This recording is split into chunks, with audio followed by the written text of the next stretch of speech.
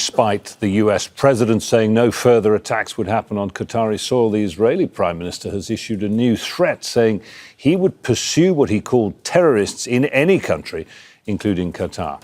Well, for more on that, Al Jazeera Correspondent Nida Ibrahim joins us on set. And Nida, what are we to make of these comments, the latest by Benjamin Netanyahu? Far from being chastened by the apparent failure of this attack, he says he'll do it again. Yes, exactly. And that's him being emboldened by the fact that he has been getting away with a genocide in Gaza for almost 2 years now.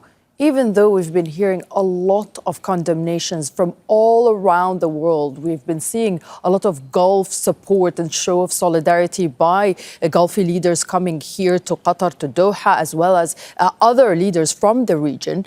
You still see Benjamin Netanyahu adding more and more threats to Qatar, even though, as we always say, the fact that the Hamas delegation has been here is based on a U.S. request to kind of help bring negotiations, help Qatar with its diplomacy when it comes to trying and diffuse the tension in the region. Now you see Benjamin Netanyahu doubling down because, as you say there, and as Hamas has been saying, it seems that the operation has failed in achieving what the targets were, which is assassinating the leadership of Hamas that was here already discussing a U.S. proposal that was hoping to bring an end of hostilities and at least bring about a ceasefire in Gaza.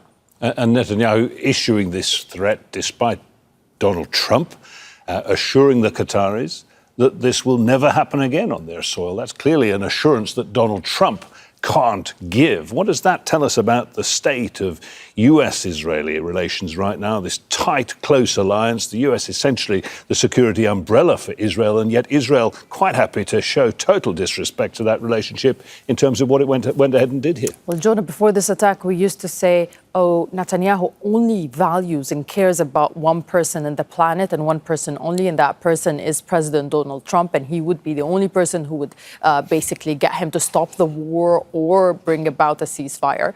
But now, not just after this attack on Qatari soil, but after Netanyahu's threats to double down and saying that he will do it again, that shows that Netanyahu really disregards everyone on this earth, including the President Donald Trump himself. So you are talking about a man who has been getting away with contradicting and violating international law, that he feels that he has been allowed to do all of that, not just in Gaza, but in Lebanon, in Syria, in Yemen, in the region, and now Qatar, a staunch U.S. ally that the U.S. has been saying that, you know, this won't happen again. Donald Trump saying this won't happen again. And then Netanyahu is coming in and saying, you know what, we'll do it. It just might.